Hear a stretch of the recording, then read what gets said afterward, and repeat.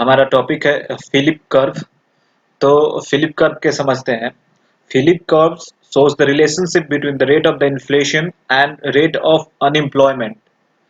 And in figure 2, we can see in the graph that it is also the relationship between the GDP and a rate of unemployment.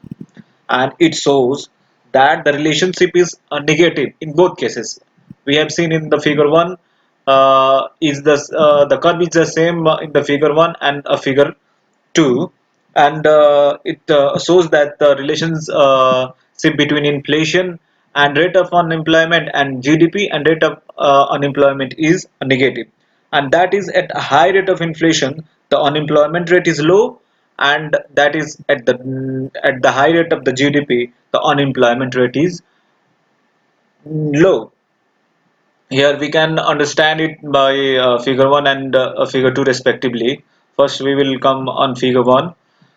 तो यहाँ पे हम देख रहे हैं कि 10% इन्फ्लेशन जब रह रहा है तो हमारा रेट ऑफ अनएम्प्लॉयमेंट है वो 10% रह रहा है।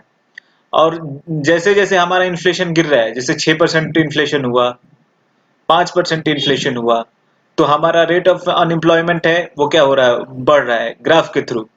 ग्राफ से हम समझ रहे हैं जैसे कि 6% इन्फ्लेशन पे रेट ऑफ अनएम्प्लॉयमेंट है वो 15% हो जा रहा है, 5% पे हमारा रेट ऑफ अनएम्प्लॉयमेंट 20% हो जा रहा है। यानी कि इन्फ्लेशन गिरने के साथ रेट ऑफ अनएम्प्लॉयमेंट बढ़ रहा है।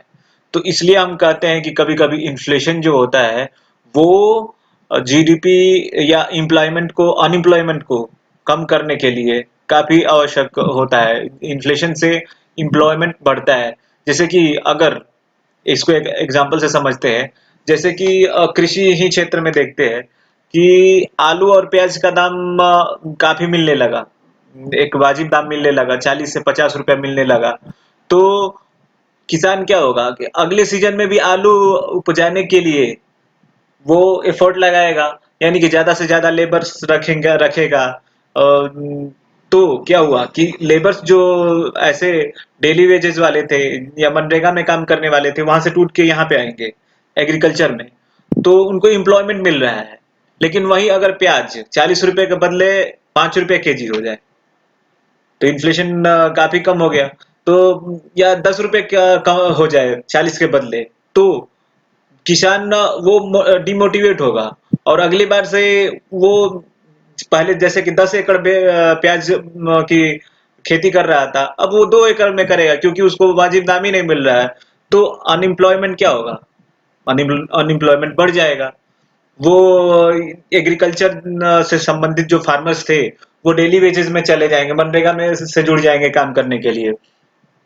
सेम वैसे ही कि जब इन्फ्लेशन इन्फ्लेशन और जीडीपी में हम रिलेशन देखते हैं, जब इन्फ्लेशन बढ़ेगा तो जीडीपी का कर्व देख रहे हैं कि दोनों का स्लोप सेम है, और जीडीपी भी बढ़ रही है तो अनएम्प्लॉयमेंट क्या हो रहा है, यहाँ पे कम हो रहा है। इस ग्राफ से फिगर 2 से समझते हैं कि जीडीपी बढ़ रही है तो अनएम्प्लॉयमेंट कम हो रहा है, और जीडीपी कम हो रही है तो हमारा अनएम्प्लॉयमेंट बढ़ रहा है। तो इसीलिए जरूरी होता है कि जीडीपी इंक्रीज करेगी तो बहुत सारी कंपनियां हैं वो लोगों में को एम्प्लॉयमेंट के अंतर्गत लाती है और अनएम्प्लॉयमेंट कम होता है। तो लेकिन इन्फ्लेशन और जीडीपी के का भी रिलेशनशिप हम देखते हैं यहाँ पे कि इन्फ्लेशन और जीडीपी का रिलेशनशिप पॉजिटिव होता है, लेकिन जब हाइपर इन्फ्लेशन हो जाता है तब जीडीपी पे इम्पैक्ट इसका निगेटिव होता है।